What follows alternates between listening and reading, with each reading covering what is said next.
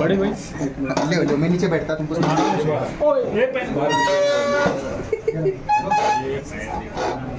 बड़े बैठना नीचे, बड़े बैठ जल्दी से.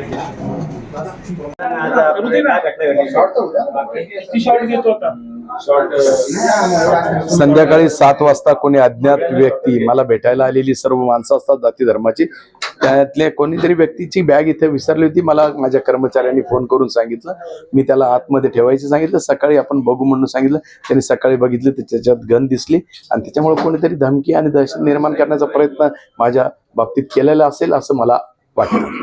आता पोलीस तपास करताय काय सांगेल की सीसीटीव्ही फुटेज वगैरे की आता सगळं पोलिसांनी बॅग ताब्यात घेतली, सगळं ते सीसीटीव्ही फुटेज ते ताब्यात घेत आहे आणि ते त्याच्यातून कळूनच जाईल.